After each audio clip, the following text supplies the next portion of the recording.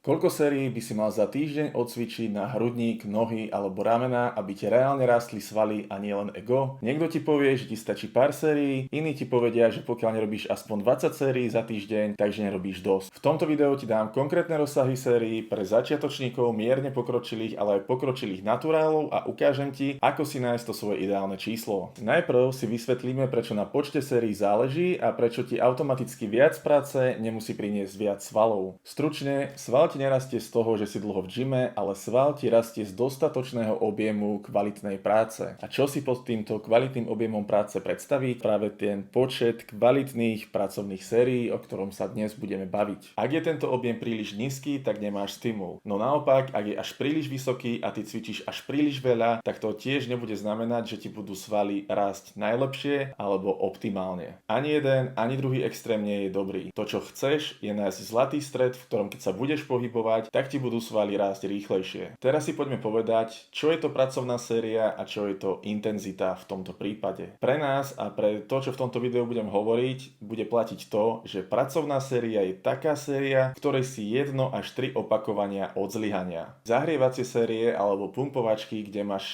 6 a viac opakovaní v rezerve, sa nerátajú. Ak robíš leg press na 10 opakovaní so 100 kg, ale ty reálne dokážeš spraviť až 18 opakovaní, tak takúto sériu nepovažujeme za pracovnú, ale len za nejakú prípravnú. Keby si ale v tejto sérii spravil napríklad 15 až 18 opakovaní s tým, že tie posledné opakovania sú naozaj ťažké a že ty nedokážeš spraviť viacej ako 18 opakovaní s normálnou technikou, tak potom vieme, že táto séria bola dostatočne intenzívna na to, aby vytvorila stimul pre rast svalov a túto sériu už považujeme za pracovnú a budeme ju počítať. Takže rady o počte sérií, ktoré ti dnes dám, budú dávať zmysel len pri takejto intenzite. Poďme rovno na začiatočníka. Za začiatočníka ja považujem niekoho, kto cvičí menej ako 2 roky a cvičí pravidelne, nevynecháva tréningy, má upravenú stravu a jednoducho snaží sa všetko dodržiavať tak, aby to bolo čo najlepšie pre rast svalovej hmoty. Rozumný rozsah pre začiatočníka je približne 8 až 12 kvalitných pracovných sérií. Viem, že väčšina začiatočníkov by mohla namietať, že počkaj, ale ostatní cvičia viac s viacerými sériami, prečo by som ja nemal začať hneď robiť 20 pracovných sérií, budem raz možno rýchlejšie. Odpoveď znie ale, že pravdepodobne nebudeš a nemusíš to robiť takto, pretože keď si začiatočník a tvoje telo nie je zvyknuté na nič, tak aj keby si pridal pár kvalitných sérií, tak pre telo je to už dostatočne veľký impuls na to, aby ti tie svaly začali rásť. Praktický príklad, dajme tomu, že cvičíš full body workout 3 krát do týždňa a teda napríklad pondelok, streda, piatok, cvičíš tam teda aj hrudník a dáš si teda v pondelok 3 až 4 série na hrudník, v stredu 3 až 4 série na hrudník a v piatok takisto 3 až 4 série na hrudník. A toto bude dostatočné množstvo na to, aby si vytvoril kvalitný impuls k rastu svalstva. Tu sa na chvíľu chcem ale pozastaviť a dať poznámku na video, ktoré som robil minulý týždeň, kde sme sa bavili o tréningu pre začiatočníkov a v ktorom som povedal a odporúčil, že začiatočník by mal robiť medzi 10 až 20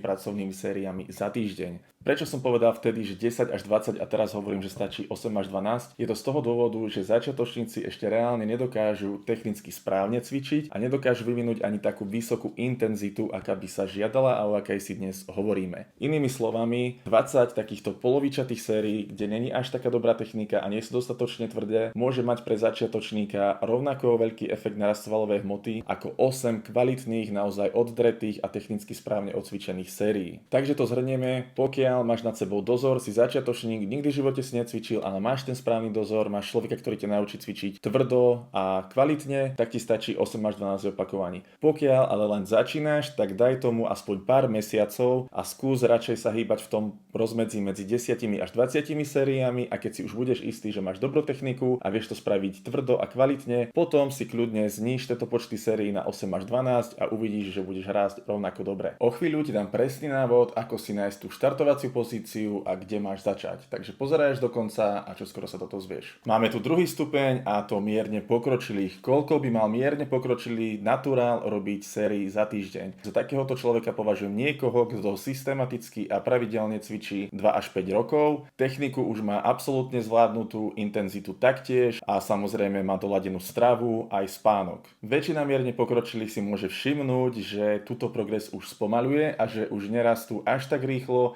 ako sa im to darilo na začiatku. Je to z toho dôvodu, že telo už je na takýto impuls a počty sérií z toho začiatočníckeho obdobia zvyknutý a že teraz už musia vytvoriť nový stimul a spraviť spraviť nejakú zmenu. Budeme musieť pridať nejaké pracovné série a dostupné dáta nám ukazujú, že pre mierne pokročilých cvičencov je veľmi rozumný rozsah 12 až 18 pracovných sérií na svalovú partiu za týždeň. Je dôležité si pripomenúť, že aj tuto platí to, že kvalita vyhráva nad kvantitou. Inými slovami, radšej 12 kvalitných sérií ako 25 sérií šrotu. Pri mierne pokročilých chcem ešte spomenúť to, že mám takú skúsenosť, že sú zaseknutí v tých starých časoch a že robia taký tréning, aký im vyhovoval na začiatku, a práve preto ti chcem odporučiť, že pokiaľ si napríklad doteraz trénoval každú svalovú partiu len jedenkrát za týždeň v jednom tréningu, tak teraz už je naozaj čas, aby si zmenil split a vyskúšal cvičiť každú svalovú partiu aspoň dvakrát za týždeň. A máme tu tretie štádium a tým je pokročilý naturál. To je niekto, kto cvičí pravidelne a tvrdo viac ako 6 rokov. A pripomínam, že konzistentne má poriešenú stravu, má absolútne poriešenú techniku a vie cvičiť naozaj dostatočne tvrdo na to, aby bol blízko svalového zlyhania. Hneď v úvode chcem povedať, že aby som bol úprimný, tak v tomto prípade sú dáta slabšie a naozaj máme len veľmi málo štúdií, ktoré sú testované na ľuďoch, ktorí cvičia napríklad viac ako 8 až 10 rokov. Žiaľ, takéto štúdie takmer vôbec nemáme a preto tu neexistuje nejaké magické číslo, ktoré by mohlo byť považované za to správne pre väčšinu ľudí. Dám ti však nejaký rozsah, ktorý je všeobecne odporúčaný aj na základe praxe, aj na základe toho, čo dostupné máme. Preto ešte raz vravím, že ber tieto čísla ako rozumné rámce a nie ako dogmu, ktorá má byť vytesaná do kameňa a je platná pre každého a za každých okolností. Väčšina odporúčaní hovorí o rozumnom rozsahu od 10 do 20 pracovných sérií, ale individuálne rozdiely sú tu veľké. Tvoja ideálna hranica môže byť trochu nižšie alebo trochu vyššie. Preto je dôležité sledovať si vlastný progres a regeneráciu. Ja osobne trénujem už viacej ako 10 rokov a dobre mi funguje, keď idem nižší až stredný objem práce. To znamená, že pre mňa na svalovú partiu za týždeň momentálne veľmi dobre funguje, keď idem 6, maximálne 12 pracovných sérií za týždeň. Ale to, ako to robím ja, to neznamená, že to tak máš robiť aj ty a že to bude najlepšie pre teba. Mám kamaráta, ktorému vyhovuje väčší objem a dobre na to funguje, dobre vie zregenerovať, čiže pre neho je to v pohode. No ja viem, že kebyže ja idem také tréningy, tak vôbec nerastiem, práve naopak stagnujem, lebo sa necítim dobre, nestíham regenerovať a bolo by to jednoducho na škodu. A ako si nájsť to svoje ideálne číslo, na ktorom by si mal začať? Začal by som vždy konzervatívnejšie. Vždy je lepšie rásť na menších počtoch, ku ktorým neskôr vieš pridávať, než keby si rovno naskočil na tie vyššie počty a potenciálne tak stratil čas a zbytočne zahodil svoj progres do koša. Preto z každej kategórie, ktorú som ti dnes dal, začni na tom najnižšom možnom čísle, ktoré je tam povedané, a sleduj svoj progres najbližších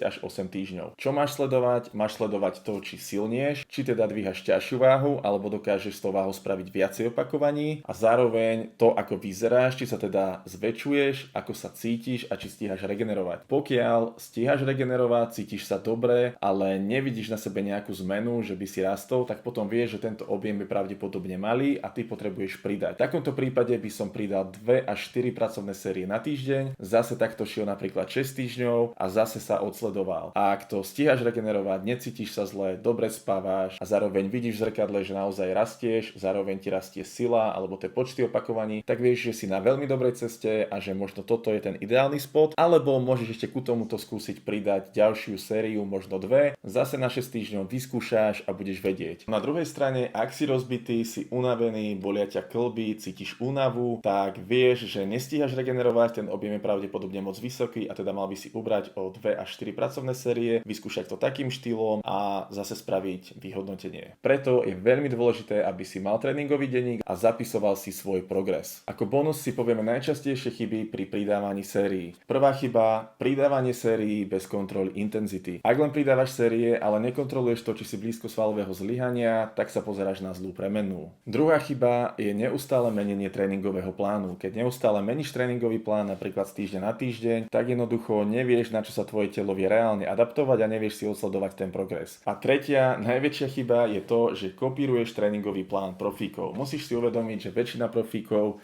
je na anabolických steroidoch a to je úplne iná liga. Ich telo dokáže lepšie regenerovať než tvoje, má lepšiu proteosyntézu, čiže že naozaj nedokážeš odtrénovať ten tréningový plán tak kvalitne ako ten človek, respektíve jeden tréning zvládneš, ale ten tréning ťa odpálí na tak dlho, že ty už by si mal ísť do gymu zase a zase strénovať tú svalovú partiu, ale to nedokážeš, pretože sa ešte nestihla zregenerovať z predchádzajúceho tréningu. Celé dnešné video si teraz stručne zhrnieme. Ak si úplný začiatočník a nedokážeš ešte technicky správne a tvrdo odcvičiť, tak pre teba je najlepší rozsah 10 až 20 pracovných sérií. Pokiaľ ale cvičíš pod dozorom, vieš technicky správne odcvičiť aj dostatočne tvrdo, tak začni na 8 až 12 pracovných sériách na svalovú partiu za týždeň. Pokiaľ si mierne pokročili, tak ideš 12 až 18 pracovných sérií. No a pokiaľ si pokročili, tak väčšina odporúčaní hovorí, že rozumný rámec je 10 až 20 pracovných sérií, ale opakujem, je to veľmi individuálne a ty môžeš byť na oboch stranách spektra a teda možno je pre teba lepšie robiť 3 až 10 pracovných sérií alebo dokonca 20 až 25 pracovných sérií. Toto všetko sú ale len rámce a nie dogma. Potrebuješ si to individuálne na sebe odskúšať a teda budeš sledovať to, či dokážeš efektívne zregenerovať a to, či dokážeš efektívne progresovať vo váhach a opakovaniach. Vyber si teda tú spodnú hranicu sérií a až keď sa ti zastaví progres alebo ho teda vôbec ani neuvidíš, tak až potom začni pridávať na objeme. Mimochodom, taká pikoška na záver, je dosť možné, že tieto počty sérií sa budú líšiť aj od tvojich svalových partí. Pokiaľ máš napríklad dobrý hrudník a je to tvoja silná stránka, tak na hrudník ti možno bude stačiť naozaj len 8 pracovných sérií za týždeň povedzme, ale ak ti zaostávajú nohy, tak by bolo rozumné ich trénovať viac alebo častejšie a dať tam možno 15 pracovných sérií za týždeň. Ak sa ti nechce riešiť tréningový plán na vlastnú päsť, môžeš využiť môj online coaching alebo tréningový plán na mieru, link nájdeš dole v popise pod videom. A ak chceš vedieť, ako z týchto sérií, o ktorých som ti dnes hovoril, vyskladať tréningový plán pre chudého začiatočníka, tak klikni na toto video, ktoré ti vyskočilo, pretože tam nájdeš konkrétny návod. A ak nechceš zmeškať ďalšie podobné videá, budem veľmi rád, keď dáš odber, prípadne odmeníš toto video lajkom. Ahoj.